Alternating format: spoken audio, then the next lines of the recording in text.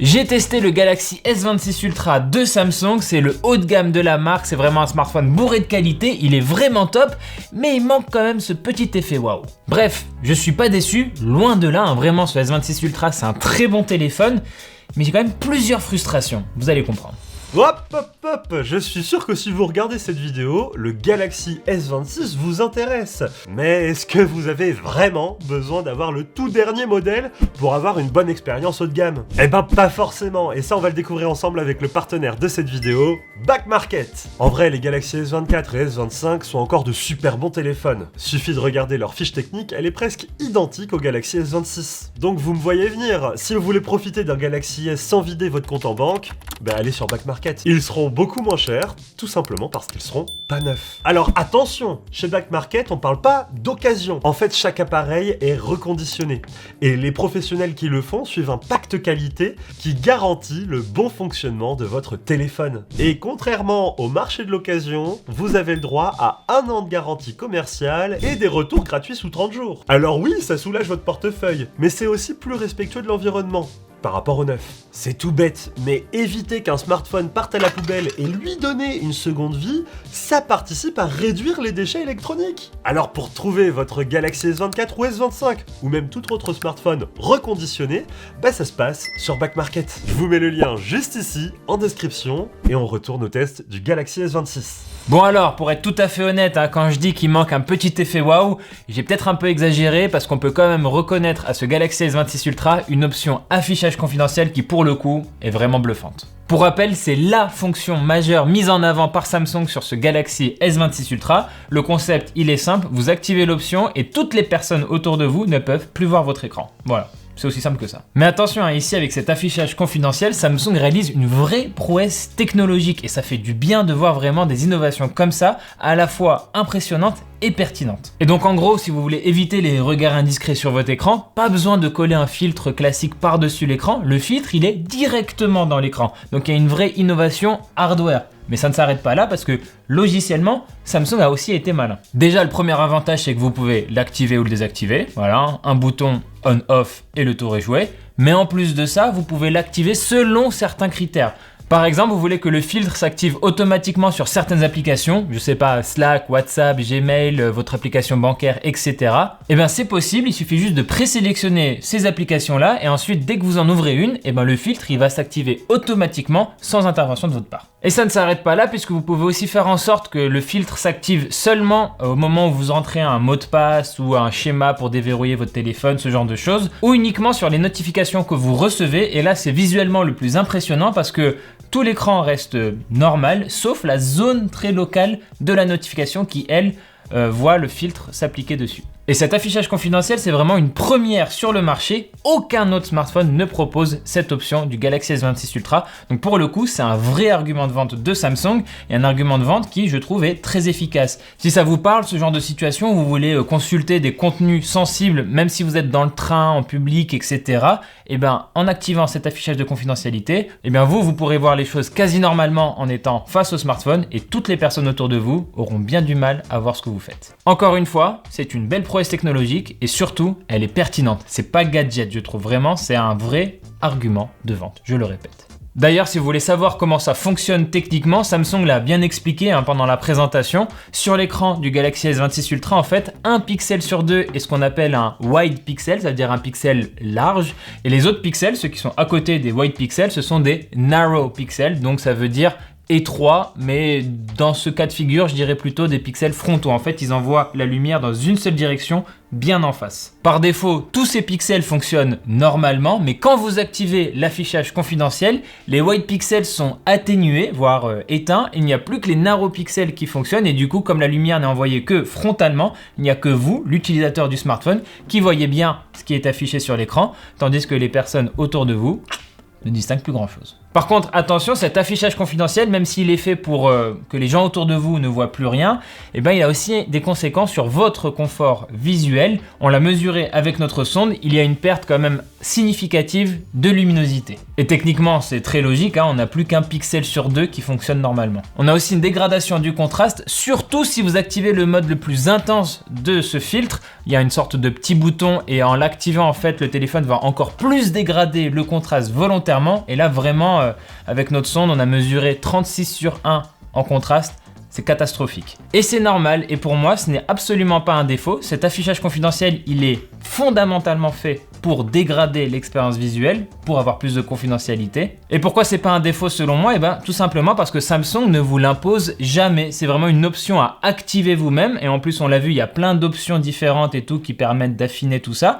Donc, comme ce n'est jamais une contrainte pour vous, pour moi, ce n'est absolument jamais un défaut.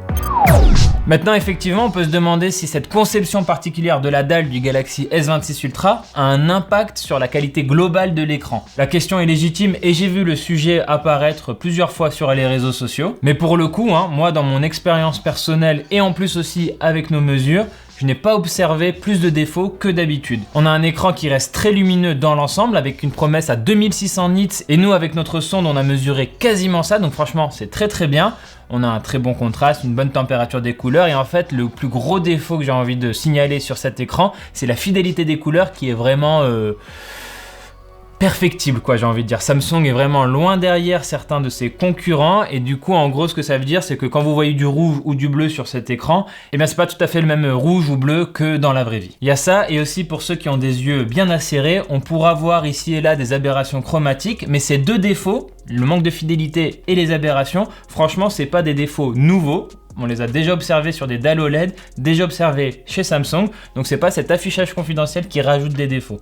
Loin de là. Pour le reste, j'ai envie de rappeler qu'on est sur une dalle de 6,9 pouces, donc on est vraiment sur un grand téléphone, c'est important à rappeler. 120 Hz adaptatif, ça va de 1 à 120 Hz pour une belle fluidité des mouvements, etc. Aucun problème là-dessus. Et petit détail toujours bon à souligner, on a un traitement anti-reflet sur ce Galaxy S26 Ultra, toujours bon à prendre quand vous utilisez le téléphone en extérieur sous un plein soleil, ça permet d'avoir une bonne visibilité. Donc voilà, ça c'était le gros morceau sur l'écran du Galaxy S26 Ultra parce que c'est vraiment la grande nouveauté à retenir sur ce smartphone.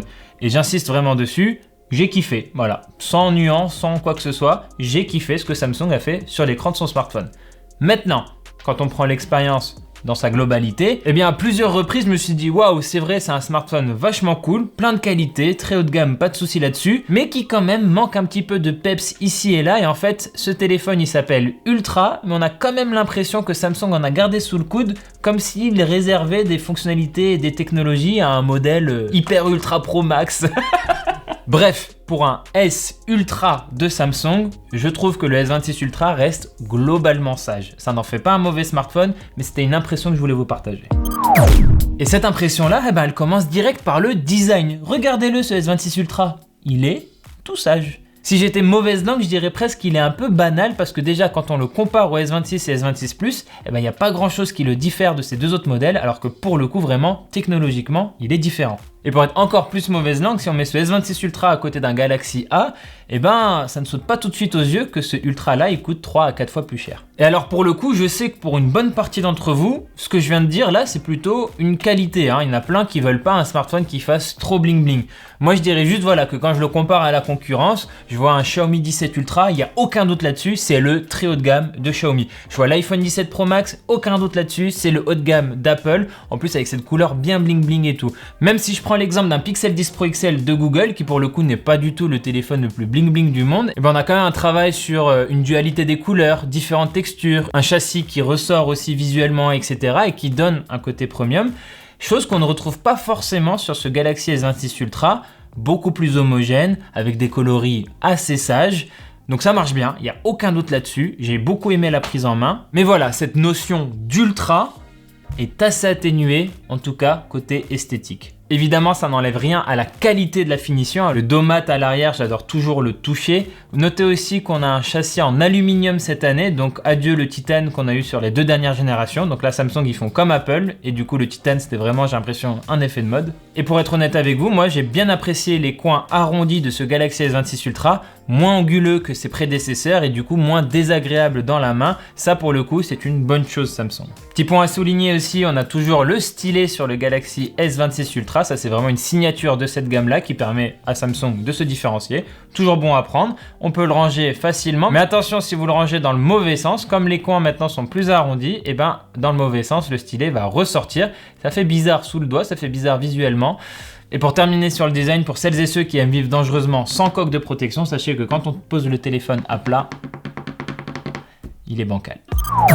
Il y a un autre point où j'ai ressenti toute la qualité de ce Galaxy S26 Ultra, mais toujours en me disant, eh ben, il lâche pas non plus toute la purée, c'est dommage, c'est sur la photo. Alors rassurez-vous, le Galaxy S26 Ultra, il reste très polyvalent en photo, ça reste une grande qualité, on a un ultra grand angle, un zoom x3 optique, un zoom x5 optique, pour le coup c'est complet, il n'y a rien à redire là-dessus, et ça reste très très bon. Mais, après avoir dit tout ça, je dois quand même vous rappeler qu'on a récemment testé le Xiaomi 17 Ultra, et le Xiaomi 17 Ultra en photo, c'est de la bombe. Vraiment, il a passé un cap, il est impressionnant. Et les photos qu'on prend avec ce smartphone ont vraiment une patte, une signature visuelle qui est vraiment très plaisante. Et donc je m'inquiète un peu pour Samsung parce que sur les années précédentes, les Galaxy Ultra de Samsung ont toujours gagné nos comparo photos à l'aveugle. C'était vraiment une domination quasi sans partage. Mais là, cette année, je suis moins sûr de cette domination. Vraiment, on a une concurrence qui est beaucoup plus féroce et on a un Samsung qui, lui, s'est plutôt reposé sur ses lauriers. Alors oui, on a une meilleure ouverture pour le grand angle et un des deux téléobjectifs. Donc on a des photos de nuit qui sont très réussies, j'ai rien à redire là-dessus. Mais je crois quand même que la position de Samsung en tant que standard vraiment excellent en termes de photos ne soit menacée par la concurrence. Donc promis, un comparo photo arrivera bientôt sur notre chaîne YouTube pour tester un petit peu tout ça. Et en attendant, moi ce que je peux vous dire, c'est que oui, ce téléphone reste excellent sur la photo, c'est juste, je ne suis pas sûr que ce soit le meilleur du marché. En revanche, Samsung sur la vidéo propose une très chouette fonctionnalité de stabilisation avec maintien de l'horizon. Et vous pouvez le voir là à l'image, même quand on retourne le téléphone, l'image elle reste bien droite avec donc ce fameux maintien de l'horizon. Alors oui, ça dégrade évidemment la qualité vidéo puisque ça nécessite de faire un crop dans l'image, mais par contre, la stabilisation elle est vraiment incroyable, elle est vraiment très très propre. Et pour faire des vidéos de sport en extérieur, comme là vous me voyez sur des skis avec un talent exceptionnel, la vidéo est parfaitement stable et c'est franchement chouette. Maintenant, j'ai envie de vous parler de la batterie de ce Galaxy S26 Ultra. On est ici sur une batterie de 5000 mAh, c'est très classique, j'ai envie de vous dire, et ça fait franchement très bien le taf. C'est pas un champion d'endurance ou quoi, mais il est quand même dans la moyenne supérieure du marché, donc franchement pour des journées pleines, très actives et tout ça, à la fin de la journée, vous aurez toujours un smartphone fonctionnel, pas de souci là-dessus. Si par exemple vous partez sur 2 jours ou des trucs comme ça, là, c'est pas votre bonhomme. Finalement, ce que j'ai surtout apprécié sur ce Galaxy S26 Ultra, c'est enfin un effort de la part de Samsung sur la charge rapide, puisque là, on monte sur une compatibilité à 60 watts. J'ai pu le tester, alors avec un chargeur tiers, mais ça a bien fonctionné. Et c'est surtout sur les 20 premières minutes où j'ai trouvé ça très efficace, parce que sur les 10 premières minutes, je suis passé de 18 à plus de 50% de batterie, donc c'est franchement très très bien si à un moment je dois aller en soirée ou un truc comme ça et j'ai pas beaucoup de temps pour charger le téléphone. Je trouve que là, on est parfaitement dans un cas d'usage de tous les jours. Il m'a fallu encore ensuite 10 minutes pour dépasser les 70% et à partir de là, ça a bien ralenti et les 100%, il a fallu encore attendre une bonne demi-heure. Donc là, évidemment, Samsung n'est pas au niveau d'autres smartphones très haut de gamme qui sont à du 80, du 90 watts, voire du 120 watts sur leur chargeur, mais 60 watts et avec ce que je vous ai dit, je trouve qu'on répond quand même plutôt efficacement à un besoin et c'est de la vraie charge rapide, même si c'est pas aussi rapide en effet que certains concurrents. Donc là, pas de frustration de ce côté-là. Là où j'ai une frustration, c'est qu'il n'y a pas d'aimant à l'arrière de ce téléphone. Donc pour la charge sans fil, on ne peut pas avoir d'accessoires magnétisés comme on a avec MagSafe sur les iPhones ou avec le Pixel Snap chez Google. Alors oui, ici on a un smartphone qui est compatible 25 watts sans fil. C'est très bien, il n'y a pas de souci là-dessus. Mais on perd toute cette liberté d'avoir des accessoires rigolos, chouettes, pratiques autour de ce smartphone. Et pour le coup, c'est un vrai défaut de ce Galaxy S26 Ultra. On se demande vraiment pourquoi ils n'ont juste pas mis un aimant quand Google et Apple ont réussi à le faire. Alors oui, c'est sans doute une histoire d'épaisseur, de chauffe, j'imagine, ou des choses comme ça. Mais si Apple et Google ont réussi, pour moi, Samsung doit aussi y arriver. Après tout, c'est un constructeur historique, c'est le numéro 1 mondial ou numéro 2 selon les situations. C'est pas normal qu'ils n'y arrivent pas. Donc si vous voulez de la charge sans fil magnétisée sur ce S26 Ultra, il faudra acheter une coque spéciale à côté et je trouve ça forcément un petit peu dommage. Et on est là typiquement dans cette impression que je vous partageais, ce feeling que Samsung n'a pas mis tout ce qu'il pouvait dans ce S26 Ultra et qu'il en garde sous le coude. Mettre un aimant dans le téléphone, pour moi c'était quelque chose d'accessible quand on s'appelle Samsung. Pour les performances, je vais la faire rapidement. On a ici un Snapdragon 8 Elite Gen 5 qui dépote bien comme il faut, hein. C'est la dernière puce haut de gamme de Qualcomm et pour le coup Samsung l'utilise très bien, globalement très bien. Moi je n'ai eu aucun ralentissement visible pendant mon test et la seule mise en garde finalement que je ferai c'est sur la chauffe. Le téléphone peut se mettre à chauffer très vite à ce niveau-là et à ce niveau-là, mais que vraiment quand vous le poussez dans ses retranchements, et je pense que pour l'immense majorité des utilisateurs et utilisatrices, ça n'arrivera quasiment pas. Pour la partie logicielle, alors là, ça reste une très grande force, très grande qualité de Samsung et ce Galaxy S26 Ultra, il est nativement sur One UI 8.5, c'est Android 16 derrière. Et pour le coup, Samsung a vraiment mis le paquet sur les fonctions d'intelligence artificielle et là, il faut vraiment reconnaître que Samsung, ils sont en avance sur le game en termes d'IA. Les fonctions IA, elles sont vraiment, pour la plupart, très pertinentes, très pratiques. On a de la retouche photo qui est encore plus efficace et toujours plus impressionnante. On a des fonctions qui nous aident à un peu mieux organiser nos pensées quand on rédige un message, qui nous aident à être plus efficace quand on fait des tâches, etc.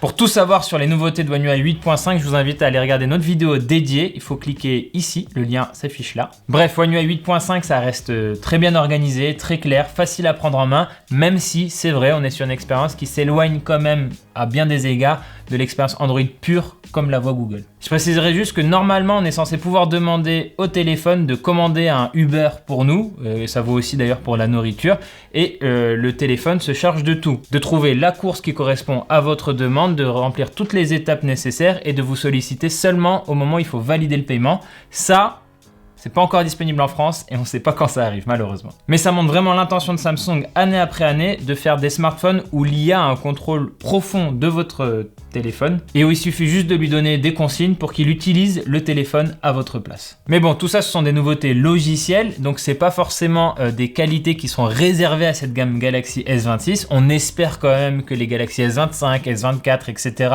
recevront aussi pas mal de ces nouveautés parce que sinon ça la foutrait un petit peu mal quand même que Samsung garde une exclusivité logicielle sur ces S26 alors que techniquement il peut la déployer sur des modèles plus anciens. Et ce qui reste en revanche très cool chez Samsung avec One UI, c'est la promesse des 7 ans de mise à jour et ça c'est valable aussi bien sur les versions majeures d'Android que sur les patchs de sécurité. Ça pour le coup, rien à redire là-dessus.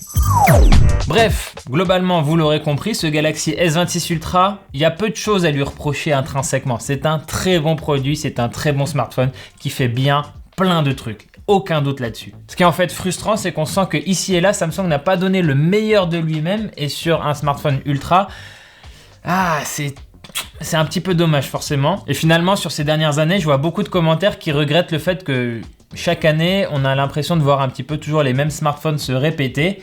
Et avec ce Galaxy S26 Ultra, l'écran mis à part, il y a un vrai fond de vérité à ces commentaires quand même. Et je vous garde le plus frustrant pour la fin, les prix. Parce que ok, le Galaxy S26 Ultra dans sa version de base à 256 Go, il reste à 1469 €, prix officiel, ce qui est déjà quand même un bon tarif. Et bien les versions 512 Go et 1 TB de ce téléphone, là pour le coup, les prix ont augmenté sévèrement avec minimum plus 80 €. Ça fait mal quand même. Et justement, on le disait, quand on a l'impression que les smartphones se répètent trop d'année en année, une telle augmentation de prix, ça fait mal. Alors oui, crise de la RAM, inflation, on connaît les arguments habituels, mais ça j'ai envie de vous dire, le grand public, il s'en fiche un petit peu quand même. Lui, il veut des téléphones au bon prix, et là, heureusement que le modèle 256 Go sauve les meubles. Voilà, c'est tout pour cette vidéo, merci de l'avoir regardé jusqu'au bout. N'hésitez pas à me dire dans les commentaires ce que vous pensez de ce Galaxy S26 Ultra. Est-ce que vous envisagez de l'acheter ou est-ce que vous êtes plutôt déçu de Samsung? Ça nous intéresse. N'hésitez pas aussi à aller nous donner de la force sur notre chaîne secondaire Unlock. On y traite de pas mal d'actualités pour rester au contact de la tech. Et moi de mon côté, je vous dis à très vite dans une prochaine vidéo sur Frandroid.